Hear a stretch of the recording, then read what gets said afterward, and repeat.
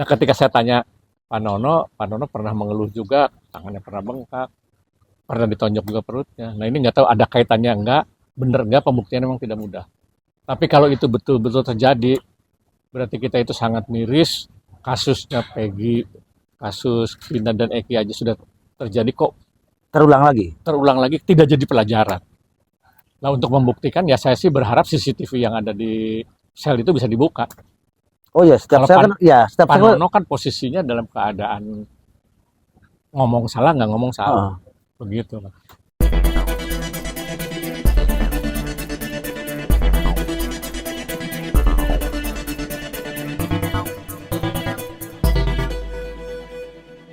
Baik, selamat siang tentunya bersama The Koko Cirebon kembali, dan juga banyak hal saat ini Kota Cirebon lagi-lagi asal tangkap. Ini kasus luar biasa sekali yang kita juga akan up juga, dan ini tidak lama kasusnya bahwa ada kasus pemerkosaan atau pemerkosaan yang kita pantau juga dan kita kawal juga. Banyak hal-hal kejanggalan-kejanggalan, apa ya saja nanti kejanggalannya, dan kita juga kedatangan tentunya salah satu kuasa hukum dari yang sudah di pidana atau memang saat ini sudah ditangkap, yang sekarang ini diproses tentunya oleh kuasa hukumnya, dan saat ini kita hadirkan kuasa hukumnya, ada Pak Agus Prayoga, dan tentunya selamat siang Pak Agus. Selamat siang, Mas Ya, Koko Official Cirebon. alhamdulillah baik ya Mantap, Pak. luar biasa. Iya, siap. Pak Gus, ini ada kasus yang konon katanya kemarin sekitar jam 4 atau setengah 4 itu ada press release bahwa ada kasus pemerkosaan yang Tuduhan. tuduhan pemerkosaan yang sekarang ini banyak hal yang jadi pelakunya ini sudah tertangkap katanya Pak Gus. Yang saat ini lagi diproses. Nah, seperti apa ceritanya Pak Gus? Jadi begini, sebetulnya tidak ada perkosaan dan tidak ada pelecehan, apalagi perkosaan. Cuma saya juga nggak mengerti, karena ini kan sebetulnya masalah rumah tangga, betul-betul rumah tangga murni, Mas. Yang dulu ada seorang wanita bersadar yang mengeluh seolah-olah anaknya dicabulin. Karena ceritanya mempengaruhi kita coba dampingi, tapi faktanya ternyata tidak ada, makanya proses hukumnya tidak berjalan. Jadi dulu minta perlindungan ke Komnas Perlindungan Anak dan sebagainya, tapi akhirnya karena merasa tidak puas karena pelaku tidak ditangkap-tangkap. Cuma kalau ditangkap tidak kan tergantung unsurnya, Mas. Iya. Bukti permulaan cukup ada enggak, kalau nggak ada kan mana mungkin polisi mau nangkap. Betul. Taruhlah polisi dikasih duit, cari unsurnya nggak ada kan nggak mungkin. Betul. Dan itu karena nggak ditangkap, akhirnya tiba-tiba permohonan perlindungan ke Komnas Perempuan apa dicabut, bahkan dijelek-jelekin. Kita juga dijelek-jelekin, isu yang disebarin di medsosnya perkosaan, pedofilia, pencabulan macam-macam. Lalu buat Dumas nggak berjalan, ada yang ngajarin bikin LP. Gitu. LP-nya berbeda dengan Dumas. Nah, kemudian karena nggak puas tidak ditangkap, cabut kuasa, cabut permohonan perlindungan, muncullah di Uya-Kuya yang dibawa oleh Kasman Sangaji. Kasman dikenalin ke Kasman Sangaji dari seorang selegram yang bernama Evelyn atau Ikeyu, Mas. Dikenalin oleh Ikeyu atau Evelyn ke Uya-Kuya, ke Kasman Sangaji, kemudian di blow up oleh Uya-Kuya. Setakar kebak jadi orang Sunda sih, Mas. Habis-habisan dengan judulnya Bapak Tiri memperkosa anak tiri. Nah, ini yang dilaporkan, dan pelapornya siapa Pak namanya Pak? Biar masyarakat Indonesia juga tahu. Sebetulnya ini kan menyangkut anak di bawah umur, jadi nama anak disembunyikan, ibunya juga inisialnya kita sembunyikan aja H. Karena selama ini juga suami atau klien yang sekarang keluarga dan tersangkanya jadi klien kita tuh sangat menjaga karena paham betul siapa anaknya, siapa istrinya, dan ingin tetap menjaga, Mas. Karena memang sejarah menikahi dia juga adalah karena ingin menyembuhkan. Itu dia tuh seorang janda siri dari orang lain yang bawa anak umur 8 bulan. Itu yang dilaporkan sudah masuk, Pak. Justru itu nanti sejarahnya begini, ketika diramein oleh Uya-Kuya dengan judul yang bombastis pun, polisi tidak berkeming karena faktanya nggak ada. Bahkan Ikeyu atau Evelyn yang tadinya mengajak pun sempat berkomentar, speak lagi, jangan ladeni orang nggak bener. Kasman Sangaji pun lapor ke Kapolri macam-macam, bahkan datang ke sini, polisi juga tidak menggubris, dan kita tidak ada nyogok polisi atau apa, enggak. Pure murni pendekatan, enggak. Karena peristiwanya nggak ada.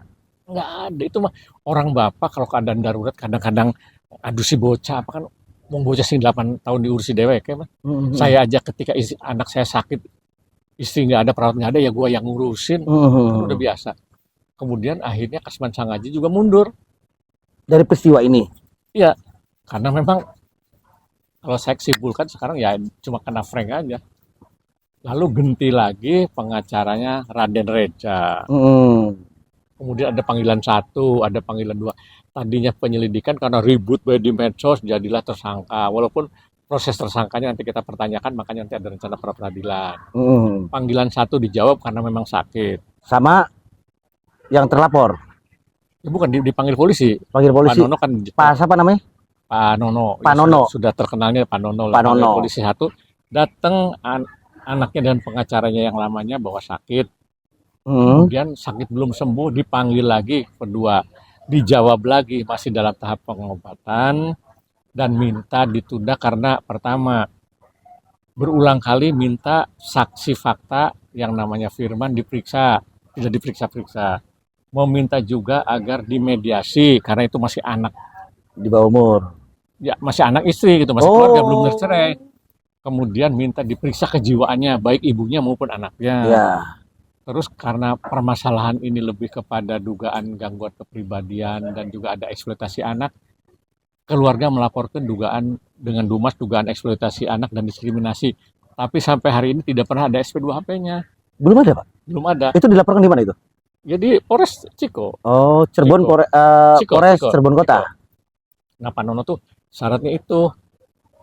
Tapi ternyata bukannya dituruti atau dipanggil ketiga, malah diisukannya kabur. Besoknya ketika panggilan 25 Maret, panggilan kedua dijawab tuh isu berapa hari kemudian di samping di media sosial membuat rame, nuduhnya pelaku pencabulan kabur. Wah dibully lah di media masa Berarti disangkakan bahwa Pak Non ini kabur. kabur. Dan yang kita berhak tahu, masyarakat Indonesia tahu bahwa Pak Non itu sekarang udah ditahan. Sudah ditahan. Sudah Dan ditahan. Pak Nono nggak kabur Mas, dia tuh ketua pengajian, ketua jemaah, dan setiap Sabtu, setiap malam Jumat tuh ada. Kalau memang ada unsur pemerkosaan di situ atau pelecehan ya Pak ya, itu bukti-buktinya apa saja sih Pak? Justru gini Mas, kalau laporan itu benar dari dulu udah diproses. Ini kan lapornya Juni Juni. untuk peristiwa 1 Januari. Peristiwanya 1 Januari. Yang ngakunya kejadiannya. Lah kalau Januari sampai ke Juni kan lama, Mas. Ya. Sedangkan visumnya konon lecet. Lah lecet, ini lecet karena apa? Nyambung nggak dengan laporan kan? Tanggal visumnya sudah dicek Pak? Visumnya ya ketika lapor Juni itu. Jadi lapornya juga, visumnya saya yakin tidak didampingi polisi juga. Oh dia visum sendiri diduga gitu? Ya visum sendiri. Justru itu makanya prosesnya kan tidak jalan-jalan Mas. Tapi kenapa tiba-tiba jadi ELP kemudian jadi, dan sekarang tuh lebih kepada karena dipanggil 2 kali nggak hadir ditangkap. Makanya Mas Koko nyebutnya sebagai asal tangkap, yaitu yang akan kita uji. Kalau kita ngomong asal tangkap tidak prosedural itu kan versi kita. Ya. Tinggal versi penyidik bisa membuktikan tidak. Betul. Kalau debat juga percuma. Saya udah berulang kali WA menghubungi ajudannya, namanya Bribka Nimas, minta ketemu Kapolres karena kita tidak ingin gara-gara urusan rumah tangga kita harus beradu argumen hukum dengan Kapolres gitu.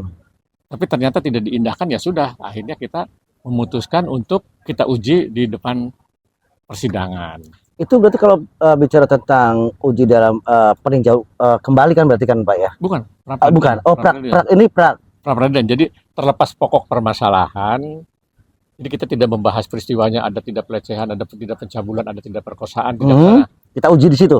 Kita ngujinya proses hukumnya benar atau tidak, nangkapnya benar nggak. Karena gini Mas, ketika Pak Nono dipanggil 2 kali, tiba-tiba isu di koran, di media massa kabur, muncullah DPO. Sementara keluarga tuh nggak pernah ada polisi datang, Pak Nono tuh DPO. Pak, berarti tugasnya, pelapornya itu adalah istrinya sendiri Pak? Istrinya sendiri. Istri Siri yang juga belum dicerai dan masih tinggal di tempat kosan yang dibiayai oleh suaminya. Makanya saya melihatnya ini urusan rumah tangga, damaikan itu lebih enak gitu. Betul. Jangan terpengaruh oleh Frank mereka. Cuma herannya tadi ketika didampingi Pak Reja, Raden Reja, akhirnya jadi DPO.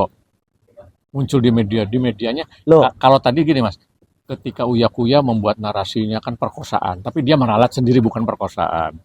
Ketika dia didampingi Kang Reja, tiba-tiba dia meralat sendiri, dianggapnya Reja itu tidak membantu. Bahkan kasat sesi yang baru juga melarang saya speak up. Jadi orang yang sudah membantu dibenci semua, Mas. Akhirnya Reja dicabut, tanya Uya-Kuya kedua juga. Kuasa hukum cabut dan dicabut. Mas Koko silahkan tanya Kang Reja seperti apa perlakuan dan ketika membantu Hani itu. Nah dari situ tiba-tiba setelah DPO tiba-tiba muncul orang yang mengaku kuasa hukum barunya yaitu Watimpes Pak Hendri itu, Mas, yang kemarin jumpa pers. Ya. Nah ketika ada Pak Hendri, ketika ada isu Panono DPO, Panono pernah keluarganya dipanggil seolah-olah menghalangi proses penyidikan. Malah kita akan balik melapor kalau ini dipanggil paksa bahwa yang menghalangi penyidikan itu bukan kita, penyidik itulah. Karena Dumas 2 tidak pernah diproses, saksi tidak pernah diproses. Itu bicara tentang DPO, Pak. Berarti sudah menjadi DPO. Ketika biasa kan kalau DPO kan prosesnya panggilan 1 tidak dijawab, panggilan 2 tidak dijawab, panggilan 3 tidak dijawab, itu baru naik ke DPO. Justru itu yang akan kita soal, Mas. Ini panggilan 1 dijawab, panggilan 2 dijawab, tidak ada panggilan 3 dan orangnya nggak kemana-mana. Cuma isunya dipanggil ke Semarang ini, ya nyarinya kalau sambil tidur ya mungkin nggak ketemu. Mungkin ini tokoh agama, dibulinya tokoh agama. Nah ketika dipanggil kemarin itu tanggal 2 Agustus hari Jumat pagi dibawa, keluarga tidak ditinggalin surat macam-macam, nanti diurai, diproses dan belum 24 jam sudah dimasukin sel. Kemudian penangguhan dan pemeriksaannya pun ketika saya hadir sebagai kuasanya dari keluarga, dari keluarga Panono ya? Ya, dari Panononya sendiri saya sempat ditolak, dihardik. Tidak pantas lah sebagai orang tua pengacara senior yang sebetulnya vokal.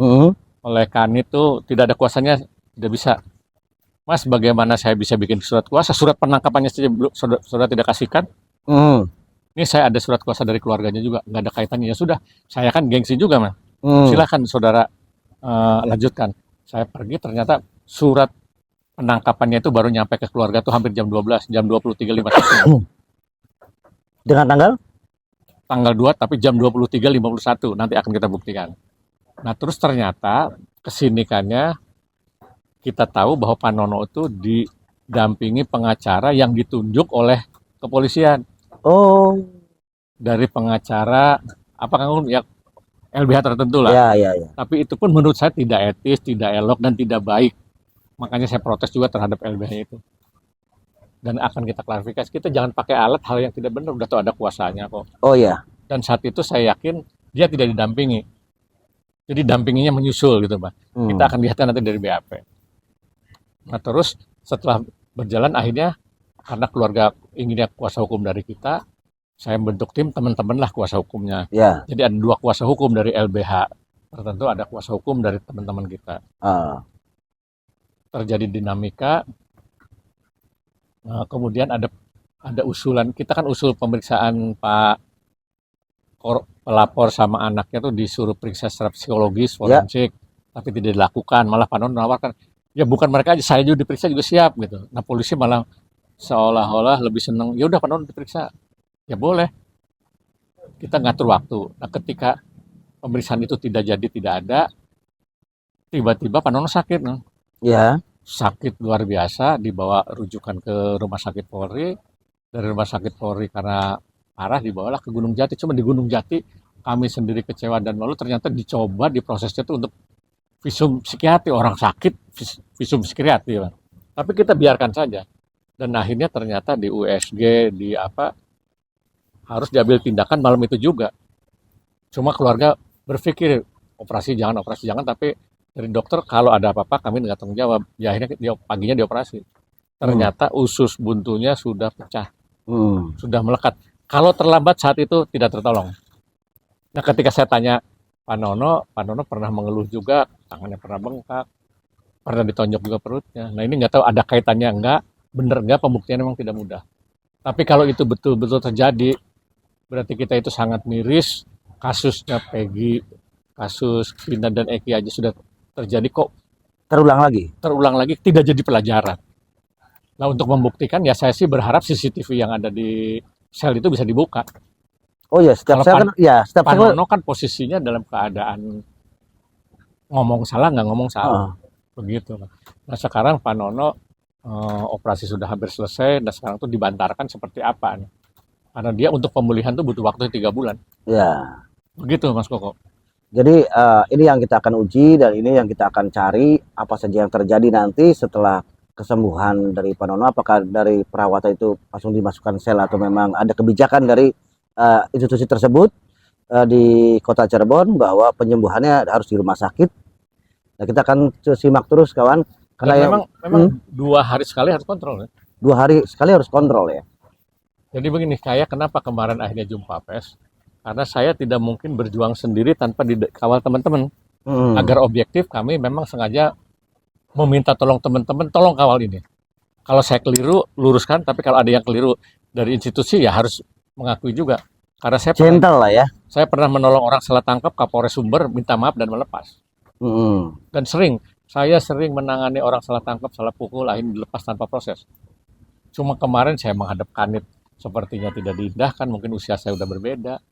Menghadap Kapolres juga melalui ajudan apa tidak pernah ditanggapi.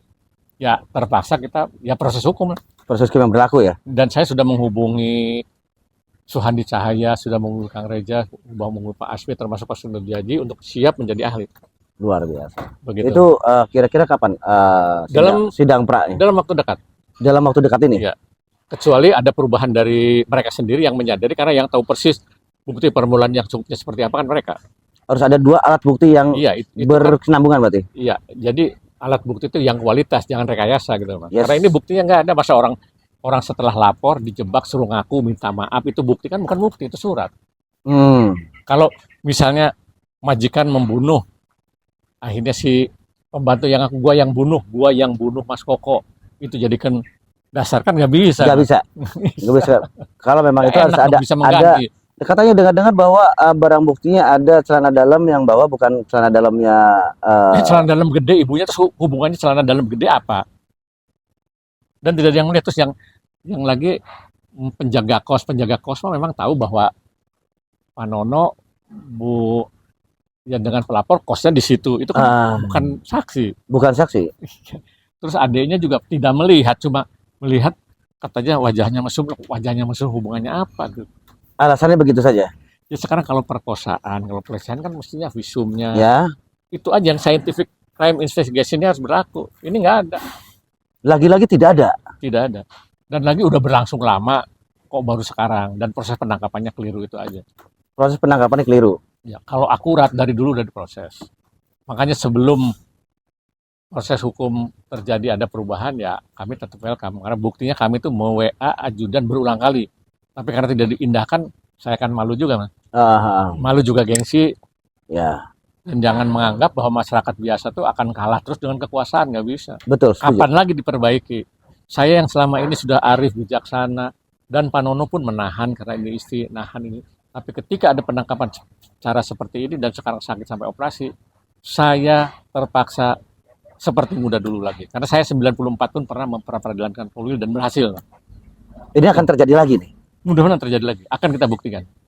Artinya punya keyakinan bahwa proses penangkapannya dan barang buktinya tidak sesuai, tidak ada kesinambungan dengan apa yang saat ini kasus ini terjadi, pemerkosaan itu. Intinya carut marut proses penyidikan kasus ini. Yang harus jadi pelajaran kedua. Bukan hanya kasus Vina dan Eki. Ternyata ini pun carut marut. Lagi-lagi tidak ada tidak prosedural. Kalau kata Pak Reja itu tidak proper, profesional, prosedural. Begitu Mas, lebih mengedepankan ego dan prasangka buruk. Kalau akan terjadi seperti ini aja ya bahaya juga buat kita yang jadi pelajaran. Jadi pelajaran ya. Beruntung ada Pak Susno, ada yang lain-lain. Saya sekarang pasti disorot teman-teman kepolisian, tapi saya yakin di antara yang menyorot ada yang tidak suka pada saya, ada yang suka, ada juga yang cuek. Manusiawi lah ya. Manusiawi. Bagi saya terserah. Saya ingin meluruskan. Karena keadilan itu diutamakan ya. Diutamakan. Dan saya tuh menyelamatkan rumah tangga mereka. Cuma jangan sampai kita itu alat penegak hukum memperalat ataupun diperalat oleh pelapor. Misalnya pelapornya ternyata mengandung gangguan kepribadian, ya diproses dulu. jangan juga ketika orang pelapor itu yang sebetulnya tidak bersemangat diajarin untuk membuat sesuatu sehingga permasalahan ini makin bias, akhirnya kita menjadi apa, permasalahan pokoknya hilang malah jadi pra peradilan, jadi macam-macam itu Mas. Jadi Jadi bagus, keluar dari perkara. jadi bagus gini. Ada keluarga dari Pak Nono itu adakah ada tindakan laporan balik untuk pelapor? Justru ini Mas, selama ini tuh diem, dicemarkan, dihina, bahkan coba Mas, bayangin pelapor ini adalah pelakor sebetulnya. Ya. Tapi istrinya Pak Nono tuh sabar karena melihat Pak Nononya baik. Oh, ternyata Pak Nono udah punya istri. Udah punya istri, Ini punya anak. istri Siri. Siri, Yang melaporkan istri Siri. istri Siri. Katanya ada dengar-dengar ada pelemparan dari istri Siri ke. Dia itu menuduh pelacur macam-macam dan sempat dilaporkan, cuma akhirnya kata Pak Nono, udahlah buat apa, biarin aja. Nah Pak Nono dan kita tuh diem, termasuk ketika dihujat Uya-Kuya pun kita diem, Pak Nono diem, tapi dengan adanya proses hukum yang begini, akhirnya kita sudah sepakat lawan. Akhirnya ada pelaporan balik ya? Akan laporan balik, termasuk Uya-Kuya, pernah juga Uya kesini, kita menyampaikan hak untuk sanggah. Tapi ternyata sampai hari ini nggak diundang. Ya sudah, mungkin harus dilaporkan.